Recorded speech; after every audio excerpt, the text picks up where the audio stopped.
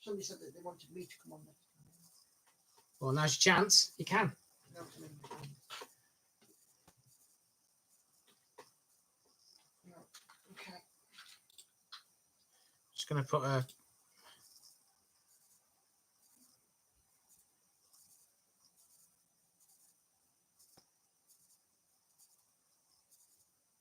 Somebody's back. 3 people are back. Hello, people. Sorry, I don't know what happened. The laptop battery is fine. I came downstairs to plug it in, but I have no idea what happened to the laptop there. It just completely almost died for some reason. But it seems to be okay now, and I'm back. And I'm glad 3 of you have rejoined. This is maybe a good thing because obviously it got rid of all those trolls, unless, dare I say it, unless the 2 people who are currently in here are 2 of them. I have no idea how to block people. You know, like I said, I don't do this very often. So I will learn how to do it for next time, I promise, because I would like to get them, you know, out of here. So who have I got here? I've got 1 person. Who have I got? Oh, of course it's you, isn't it? It's Nikki. It's Nikki, of course it is. So I'll just wait for other people to rejoin. Oh, hi Graham. Hiya. Yeah, if you missed what I said a second ago, Graham, I have no idea what happened. I don't know why the laptop suddenly died, but it did. But I've come downstairs, I've plugged it in. It's not the battery, but whatever the problem was, it seems to have fixed itself, and we are back up and running. So hopefully everybody rejoins. Like I said, it's great. This has probably got rid of all those trolls. I don't know how to block people. I will learn for next time, promise. But at the moment, I have no idea how to do it. So, you know, I was kind of stuck. But it's hopefully got rid of them. What were we saying before I had to go? Anybody remember? I think I was on about something in North East Derbyshire. I think I was. Not totally sure. Just while Nikki's going to have a look and see what I was talking about before I left you. But I'm going to take this opportunity to sort of show you this. This is I'm in what I call my office space here. So this is where I make all my videos. And if you were stood behind the laptop, which is impossible because there's a wall right here, but if it was possible, this would be the view.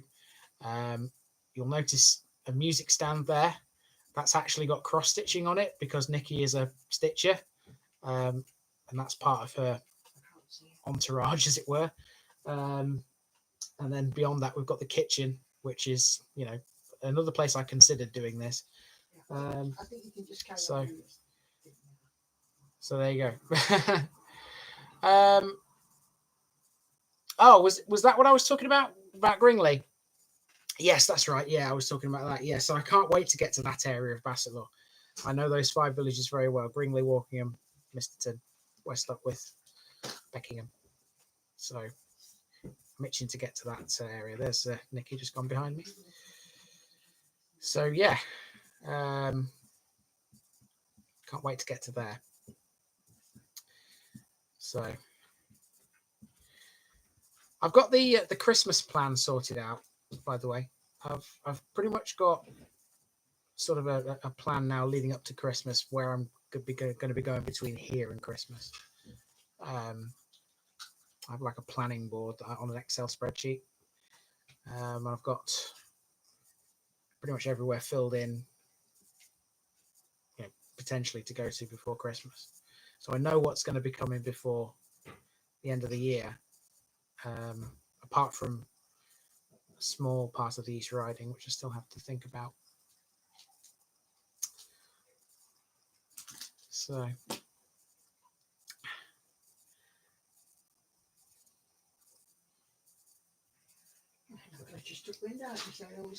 yeah, it has. Yeah. Nikki's just said the glitch has taken the wind out of my sails. It kind of has, actually.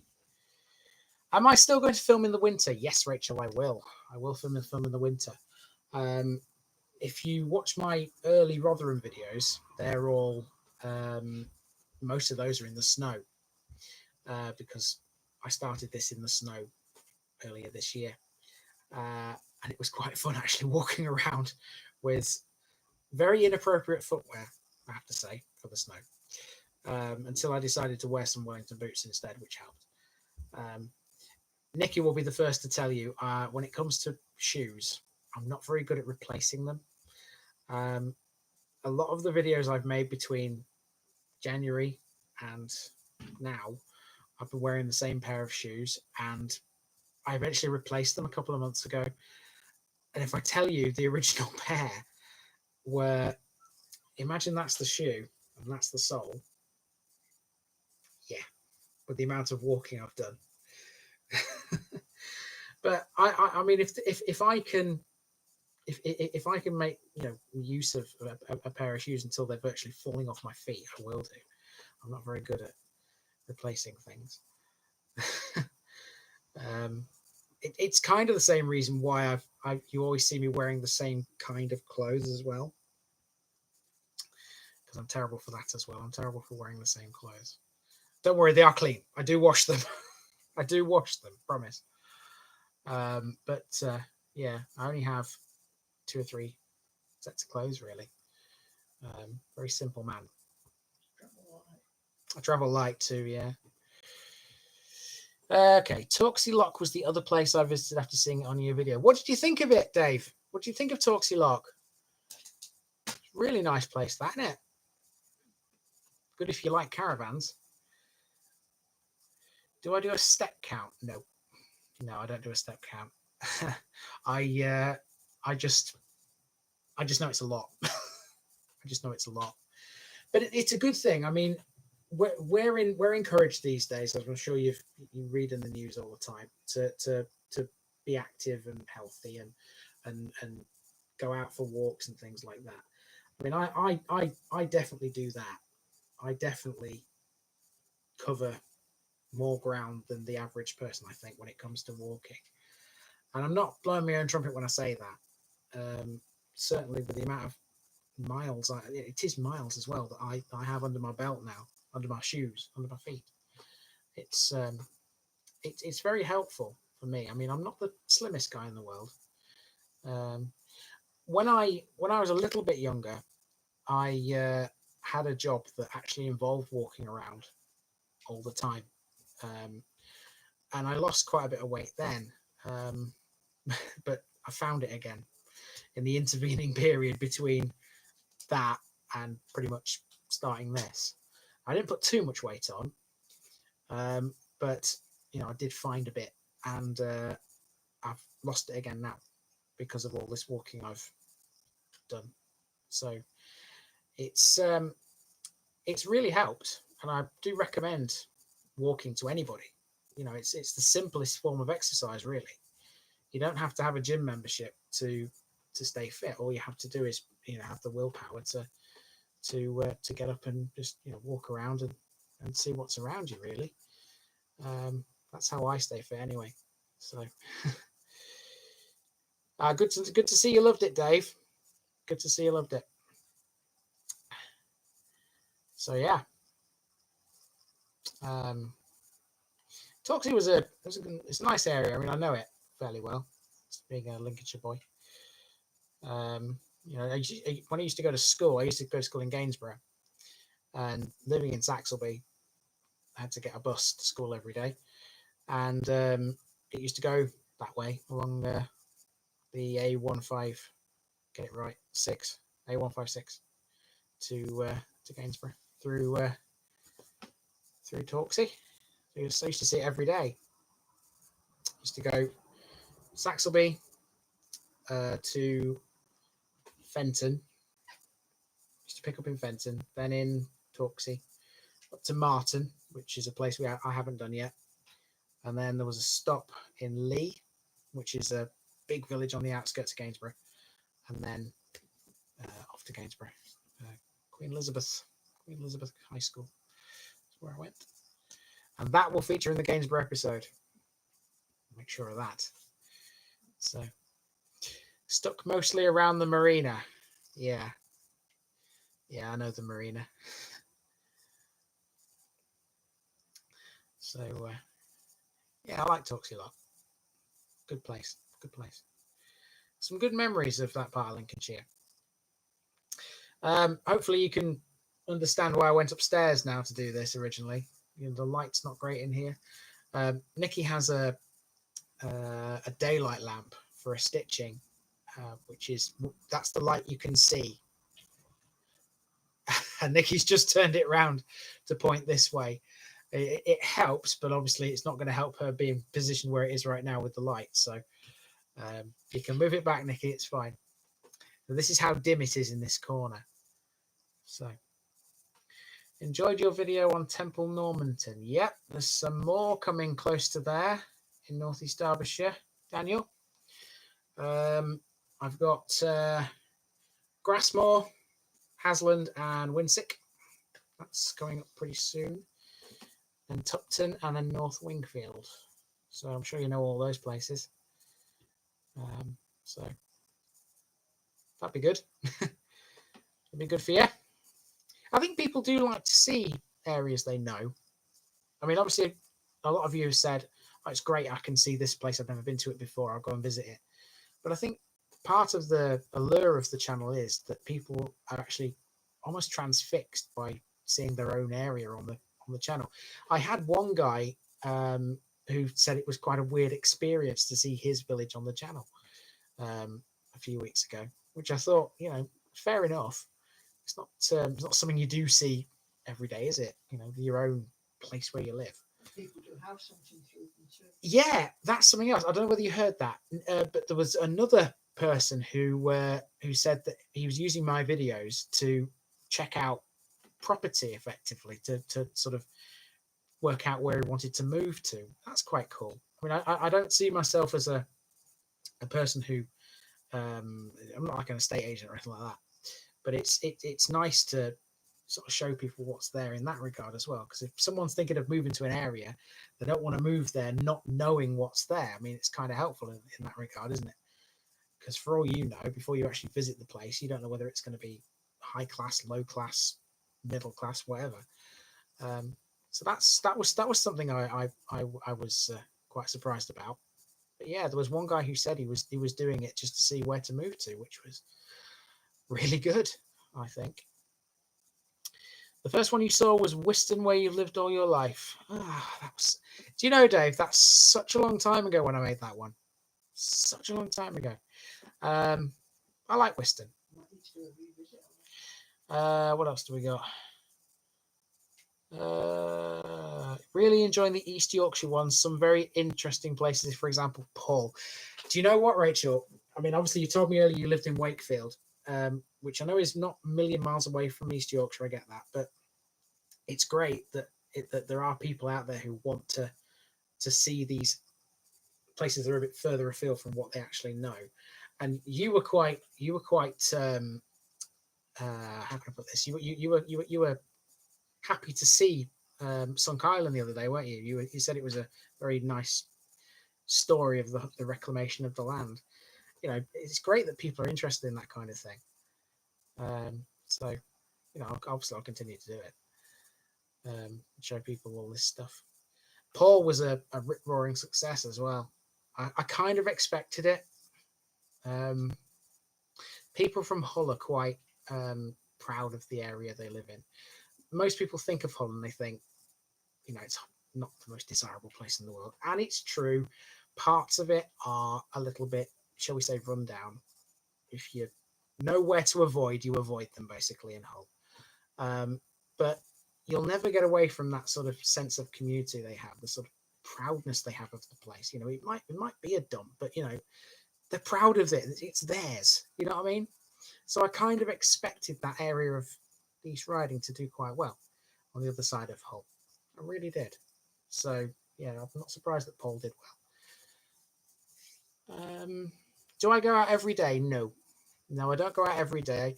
I go out 3 days a week. That's what I aim to do, at least anyway. Sometimes I go 2, sometimes maybe 1. It depends what I'm doing. I just aim to do 7, to film 7 every week. and the other week I only went out one day because I did 7 in one day, and that was when I did some in West Lindsey. But yeah, I don't go every day. If I went every day, I think I'd be absolutely knackered if I did. So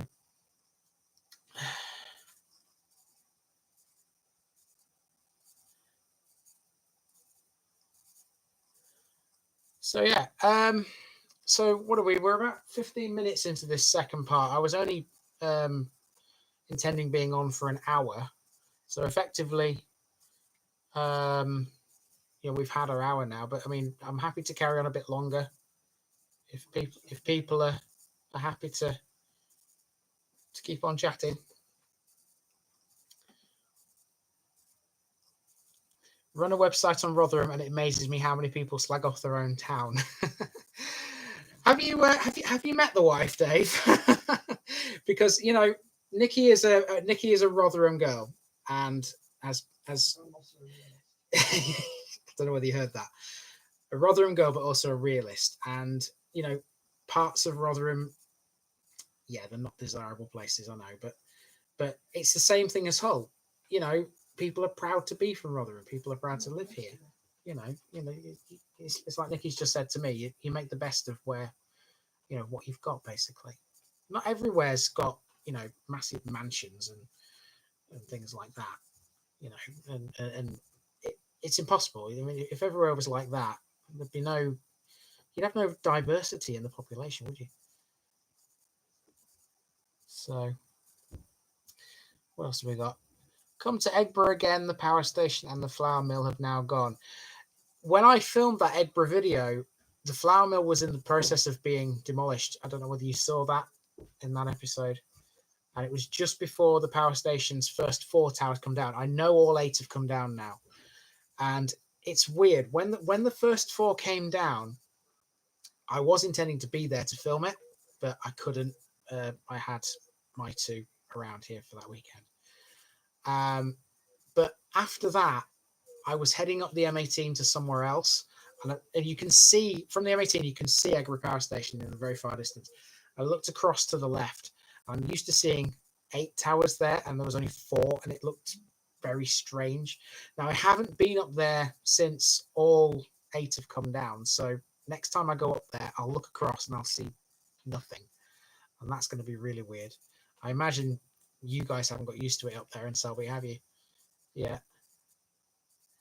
I mean, I don't know why they couldn't just preserve at least a part of it. Would be nice. Would have been nice just to keep a bit, just for old time's sake, I suppose. But I suppose they have their reasons for knocking them down. So,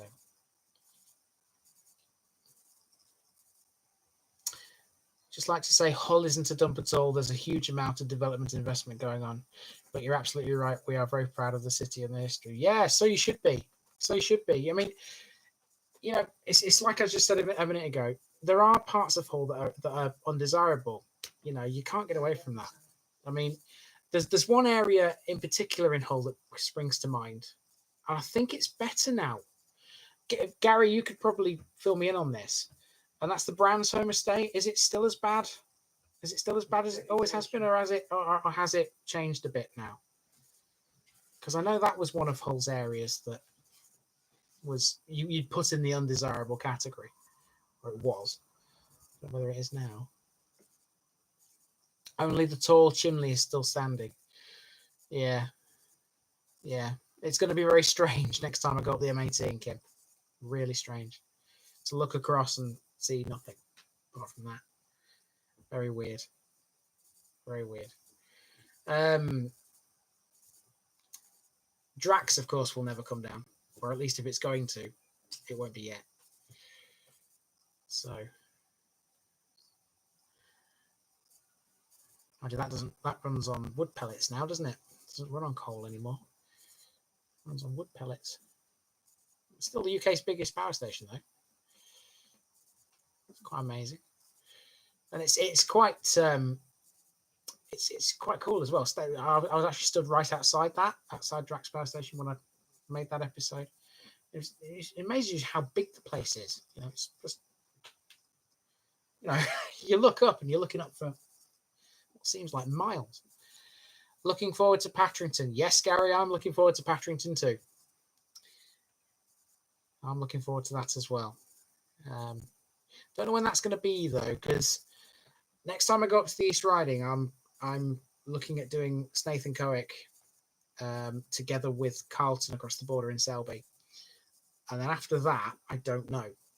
But it won't be Patrington because I need to be doing some more on sort of the eastern side now, because there's been a couple of people ask me when I'm doing the likes of Spaldington and Wrestle. So that sort of area really is where I should be concentrating my efforts in the East Riding next. West Breton was a really good episode. Thanks, Emil. Thanks for that. It's a bit disappointing I couldn't get into Yorkshire Sculpture Park though. I had a couple of comments from a couple of guys who live out there on that video actually, and they were saying it's a bit disappointing that they've decided to hold on to that pre-advanced tickets thing rather than what it used to be. You used to just have to pay for the car park, and you're able to walk around, as much as you wanted. It was free apart from the parking. But COVID's definitely changed the landscape there. It really has. So the old workhouse at Patterson. Yeah, I'll have a look into that. Absolutely. Where do you get all your information from for the places you're visiting? Various places, Lee. I have a couple of go-to websites. Wikipedia is the first place I go, just to get a general overview of the place. You do find some good information on there, but it's not always accurate. Then I do a bit more digging. I usually go to Genuki, if that's how it's pronounced, GENUKI. I think it's an acronym for something, but I'm not sure what. Not always, you don't always find everywhere on there, but you find most places on there, and I have a little look on that. And then after that, it's pretty much anywhere else that's got any information about the place. I put the place name into Google, see what comes up. Sometimes you get a lot, other times you get nothing. So sometimes the ones that are really information heavy, they're the ones that I've found a lot for. Other times you're scraping the barrel almost. It depends what's out there. It's a bit of a minefield too, because sometimes the information you find is not always accurate. Which is, it's kind of why the additional information thing exists as well, because it sort of it catches any errors that may be in the video for a start, which is why I explained that earlier with the Felixstowe thing. And if there's anything that I've missed or whatever that you think I should have included, it's there and you can add to it. So, have there been any places or buildings that have required permission to film?